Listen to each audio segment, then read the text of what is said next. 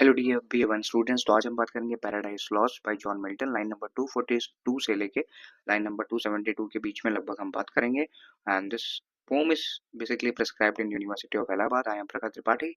The YouTube channel you are watching is study with Prakhar. Subscribe कर लेना क्योंकि अभी मैराथॉन्स आएंगे तुम्हारे BA1 के ऊपर, BA2 के ऊपर, BA3 के ऊपर भी मैं मैराथॉन्स लूंगा। प्रीवियस ईयर क्वेश्चन पेपर्स भी कराऊंगा, तुमको गेस्ट पेपर भी दूंगा। गेस्ट पेपर ताकि जब तुम पेपर में जाने से पहले तुम्हें पेपर का अंदाजा होगा कि क्या आएगा, और मोस्ट प्रोबेबली वही चीजें आएंगी जो मैं बताऊंगा। Hope so, finger crossed. और माय इंस्टाग्राम अकाउंट इज प्रखर Tripathi 011। And if you do want notes वगैरह, डू कॉन्टैक्ट मी 9336903429 पे। And if you want personal mentorship, अगर किसी को पर्सनल पर्सनल मेंटरशिप चाहिए कि वो सफर कर रहा है, उसको समझ में नहीं आ रही है कि चीजें कैसे होंगी इंग्लिश में, अगर उसे डर लग रहा है, तो पे मी अ सम ऑफ 100 रुपीज। 100 रुपीज में तुम मुझसे पर्सनल मेंटरशिप पे बात कर सकते हो, कॉल पे बात कर सकते हो, और I will tell you all the things कि कैसे तुम इन बेसिक चीजों से डील कर सकते हो। फिर these lines from Paradise Lost book 1 line number 242 to 272 से पहले कुछ बातें करना चाहूंगा मैं कि जो तुम्हारा पैराडाइज लॉस्ट है 1671 में पब्लिश होता है। इसमें 12 किताबें हैं करीब करीब। पहले शुरुआती दौर में 11 किताबें थी, फिर 12 हो जाती हैं क्योंकि रिवाइज और ये जो एडिटर्स वगैरह रीपब्लिश करते हैं तो उसमें जोड़ जाड़ के सारा हिसाब किताब लगा के इसको 12 कर दिया गया। और अगर जॉन मिल्टन की बात करें तो वो प्योरिटन एज को बिलोंग करते थे, या फिर कह लो कैरोलिन एज को भी बिलोंग करते थे। प्योरिटन एज और कैरोलिन एज को मिला के भी तुम बोल सकते हो कि एज ऑफ मिल्टन भी उनको बोला जाता है। अगर मैं ईयर्स के बीच में बात कर लूँ तो 1625 से लेकर 1649 का टाइम पीरियड उनका पीक टाइम पीरियड है। अब उसके आगे देखो, जब जॉन जॉन मिल्टन ने ये लिखी थी, पैराडाइज लॉस्ट लिखी थी, तो उनकी आंखों की रोशनी जा चुकी थी। Although he created the best work of all time. अब यहाँ पे देखो, depict Satan's reaction after being cast out of heaven. जब सेटन को भगा दिया जाता है, फेंक दिया जाता है, कहाँ से? हेवन से फेंक दिया जाता है। और कहाँ फेंक दिया जाता है? हेल में। तो ये जो लाइन नंबर 242 है, लाइन नंबर 272 है, वो क्या है कि एक रिएक्शन स्पीच है, और ये तीसरी स्पीच है। तीसरी स्पीच है, और तीसरी स्पीच ये बोल किसको रहा है? वो बेल्जीबब को बोल रहा है। बेल्जीबब कौन है? इसकी सेना का सेनापति है, और बेसिकली एक अच्छा आदमी, एली है, ALLY एली, यानी कि सेटन का साथी बराती है। Here's a detail summary in simple words. हम यहाँ पे डिटेल समरी देखेंगे बहुत सिंपल वर्ड्स में। कैसे? चलो देखते हैं। Satan's reflection on his fall, यानी कि सबसे पहले सेटन जब बोलना शुरू करता है तो बोलता है कि अब हम क्या करेंगे, अब हमें तो हेल में फेंक दिया गया है। Satan the fallen archangel looks around the dark, यानी कि सबसे पहले वो अंधेरे की तरफ देखता है। इसीलिए मैंने इस पूरी PDF का जो थीम है वो काला कर दिया है। Gloomy landscape of the hell, यानी कि वो देखता है कि चारों तरफ तो अंधेरा ही अंधेरा है।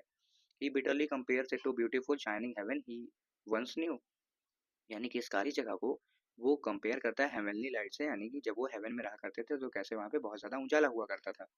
He questions the terrible place is truly where they have ended up after rebelling against God, यानी कि वो क्वेश्चन करता है यानी कि वो क्वेश्चन करता है कि यही वो जगह है जो उन्हें प्राप्त हुई है जब उन्होंने गॉड से लड़ाई कर ली। The change from light of heaven to the darkness of hell is painful for him, यानी कि शुरुआती दौर में जब सेटन देखता है कि वो आम ऐशो आराम की जिंदगी से मुश्किल जिंदगी में आ गया जहाँ पे चारों तरफ अंधेरा है और चारों तरफ दुख दर्द भरा हुआ है, अब वो कैसे इसको डील करेगा, तो इस वजह से ये उसके लिए पेनफुल है, उसको परेशानी हो रही है। Acceptance of his new reality, यानी कि अब क्या होता है जब वो ये सारी चीजें देख लेता है तो उसको लगता है कि अब रोने धोने का कोई फायदा नहीं है, मुझे अपनी रियलिटी को एक्सेप्ट करना पड़ेगा। यानी ये अगली हेडिंग है, इसको मैं ऑरेंज से मार्क करूंगा और जो पॉइंट्स होंगे उनको येलो से। Orange means heading, yellow means उनका एक्सप्लेनेशन। समझ जाना, मैंने इसलिए बता दिया है। डिस्पाइट द सफरिंग, इस सफरिंग के बावजूद सेटन डिफेंटली, यानी कि वो फिर भी एक्सेप्ट कर लेता है। क्या एक्सेप्ट करता है? सिचुएशन को। अब देखो, वो करता नहीं, करना पड़ जाता है। ही एक्नॉलेजेस दैट गॉड, वो बोलता भी है, बोलता है, एक्सेप्ट करता है। Who is the supreme ruler, यानी कि गॉड इस समय सुप्रीम रूलर बन चुके हैं। Has the power to decide what is right and what is wrong, यानी कि गॉड के पास अब पावर आ गई है कि वही डिसाइड करेंगे कि क्या सही है और क्या गलत है। अब देखो, वो डिसाइड क्यों कर पा रहे हैं? क्योंकि उनके पास पावर है, और पावर कौन सी है? ठंडर वाली पावर है। ठंडर यानी बिजली, तुम्हारे घर वाली बिजली नहीं जिससे तुम पंखा कूलर और IPL देखोगे इस बीच।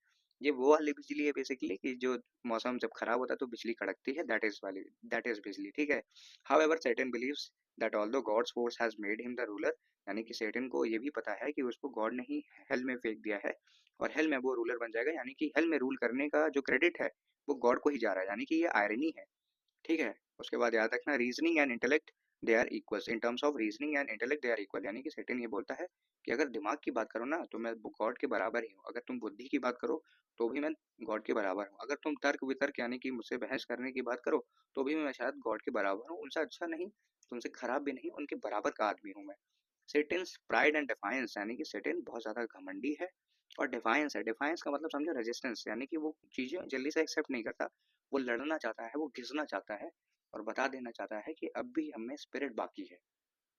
सेटन bids farewell to the happy fields. Happy field नाम का एक शब्द आता है, इनफैक्ट दे आर दो शब्द है ना। तो हैप्पी फील्ड्स यानी कि वो हेल ये हेवन की बात कर रहा है और बोलता है कि चलो ठीक है, bye bye heaven, bye bye heaven where joy once existed, यानी कि हेवन में पहले ही मजे किए करते थे लेकिन अब वो नहीं कर पाएंगे क्योंकि बेचारे हेल में आ गए हैं। In contrast he greets the horrors. Greet करता है हॉरर को, कहता है कि जैसे कि मान लो तुम्हारे घर में चुड़ैल उड़ैल आ जाए, तुम लाइट वगैरह बंद करके बोलो हेलो चुड़ैल दीदी हाउ आर यू, तो ये वाला काम करता है। एकदम दमदार आदमी है ये। ऑफ हेल विद डिटर्मिनेशन, यानी कि एकदम डिटर्मिनेशन के साथ, फर्म आयरन विल के साथ वो क्या करता है, हॉरस को ग्रीट करता है कि डर भी अब मुझसे डरेगा। ठीक है, he proclaims that hell is now be his kingdom. वो बोल देता है कि हेल अब मेरा किंगडम है। अब ये याद रखना कि अब वो सैटर्न जो है स्वीकार कर लेता है कि हेल ही उसकी डेस्टिनी है। His strong belief is that mind has its own power. उसको लगता है कि इसका जो दिमाग है उसके अंदर पावर है and can transform any place. यानी कि वो बोलता है कि मेरे दिमाग में ही वो शक्ति है जो हेल को हेवन बना सकती है और हेवन को भी हेल बना सकती है। यानी कि बुद्धि, इमेजिनेशन और कह लो कि मेटाफोरिकल सिचुएशन के बारे में वो बात करता है कि हमारे आसपास जितनी भी चीजें हो रही हैं वो एक्चुअली हमारा दिमाग कराता है, ना कि वो चीजें फिजिकली हो रही हैं। थोड़ा मुश्किल है लेकिन समझो कि आज तुम जिस भी कंडीशन में हो उसके लिए अगर कोई जिम्मेदार है तो तुम्हारा दिमाग जिम्मेदार है। In other words, simple words में देखो, a person's mindset can turn hell into heaven and heaven into hell. अब तुम लैम्बोर्गिनी खरीद लो और लैम्बोर्गिनी खरीद के भी तुमको गांव में ही चलाना है खेतों के बीच में, तो ये तुम्हारी चॉइस है। लेकिन अगर वहीं पे तुम एक साइकिल लेते हो और साइकिल को भी अच्छी रोड पे चलाते हो तो भी तुम्हें मजा आ जाएगा। यानी कि वही तुम्हारे माइंडसेट का फर्क है। Satan's leadership and call to action, Satan then turns his attention to his fallen companions, यानी कि वो देखता है कि उसके साथी बराती बेचारे पड़े हुए हैं, बेहोश पड़े हुए हैं, रिवर लीथ के आसपास पड़े हुए हैं। ग्रीक मैथोलॉजिकल रिवर है जिसके आसपास कोई भी जाता है तो बेहोश हो जाता है और सारी बातें भूल जाता है। ऑब्लिवियन पूल का जिक्र आता है पोएट्री में, मैं तुम्हें बता देता हूँ। ही seems them lying stunned and defeated on fairy lake of hell, यानी कि वो देखता है कि सारे के सारे हक्का बक्का हैं और अब लेट के अपनी हार पे रिपेंट कर रहे हैं, पछता रहे हैं। और फेरी लेक यानी कि हेल में आग जल रही है चारों तरफ, आग की नदियां बह रही हैं, लावा बह रहा है, वहां पे वो बेचारे लेटे हुए हैं और जल रहे हैं। Instead of living them in despair, यानी कि उनको दुख में छोड़ने के बजाय Satan urges them to rise and stand with him. Satan एक बढ़िया नेता है। सेटिन बोलता है कि चलो सॉरी फॉर दिस, सेटिन बोलता है कि चलो साथियों उठो और एक बार दोबारा से कूच करो। वैसे वैसे ही मैं तुम्हें कहूंगा, चलो मेरे BA1 के दोस्तों, पेन कॉपी पकड़ लो और दोबारा से कूच करो। इस बार पेपर में जब तुम्हारा रिजल्ट आए तो तुम्हारे फेस पे स्माइल होना चाहिए, तुम्हारे पेरेंट्स प्राउड फील करें, इस तरह का रिजल्ट लाना है। और इंग्लिश जैसा टफ सब्जेक्ट जो कि टफ नहीं है जिसको तुमने बना दिया है, उस टफ सब्जेक्ट में भी तुम अच्छा स्कोर करोगे, ये प्रॉमिस करो खुद से। और ये तुम्हारे मेंटल स्टेट की बात है, ये कोई सब्जेक्ट वगैरह टफ वगैरह नहीं होता है। हम इसको मिल के इसके ऊपर राइज करेंगे, हम इसको एकदम दबा के रख देंगे, हम एकदम चीर फाड़ मचा देंगे, ऐसा वाला प्रॉमिस करना। तो सेटिन भी कह रहा है कि चलो दोस्तों उठते हैं, अब हम दोबारा से कूच करेंगे, हम दोबारा से तैयारी करेंगे और दोबारा से अटैक करेंगे। ठीक है, believe that they should not abandon the fight entirely, यानी कि वो बोलता है कि हमें फाइट खत्म नहीं करनी चाहिए, हमें खुद को ट्रेन करना चाहिए और दोबारा भगवान के यहाँ हमला करना चाहिए। He suggest that they might still regain something in heaven. वो बोलता है कि एक बार अगर कोशिश करेंगे तो हमें हेवन में हो सकता हो कुछ और चीजें भी मिल जाएं, कुछ चीजें, यानी कि हो सकता हो छोटा एरिया ही मिल जाए। थ्रो रेबेलियन और at least find new opportunities in hell, या तो चलो लड़ाई कर लो ऊपर या फिर चलो अब इसी हेल को अपना महल वगैरह बनाए और यहीं पे राज करें। सेटेंस अनवेवरिंग स्पिरिट, यानी कि वो अपनी स्पिरिट से हिला डुला नहीं है। जैसे तुम 2 चैप्टर पढ़ते हो और थक जाते हो, तो सेटेन वो वाला आदमी नहीं है। वो कह रहा है कि 4 बार लड़ेंगे, 5 बार लड़ेंगे, 6 बार लड़ेंगे, जब तक नहीं जीतेंगे तब तक लड़ते रहेंगे। And determination to continue resisting God are evident, यानी कि वो बोलता है कि गॉड से हम लड़ते रहेंगे और तब तक लड़ेंगे जब तक जीत नहीं जाते हैं, यही एविडेंट है। अब देखो इस पे बेल्जेबब क्या रिस्पॉन्स करता है। बेल्जेबब एक एली है, यानी कि उसका साथी बराती है, और क्या बोलता है, after Satan speech his close ally Beelzebub response. ठीक है, बेल्जेबब बोल पड़ा।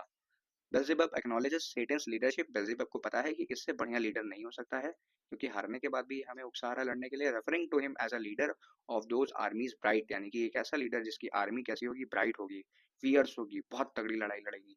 और वैसे मैं अपने BA1 को स्टूडेंट्स को बताना चाहूंगा जो कि इंग्लिश के लिए प्रिपेयर कर रहे हैं फॉर एग्जाम्स, तुम सब भी ब्राइट हो, तुम सब भी फाड़ने चीरने की क्षमता रखते हो। बस एक बार पढ़ लो, पढ़ लो, केवल 8 घंटे पढ़ना है एक पेपर के लिए तुम्हें। अब इसको बांट उठ लो कैसे पढ़ोगे तुम, और लग जाओ, लग जाओ, तुम्हारा काम हो जाएगा।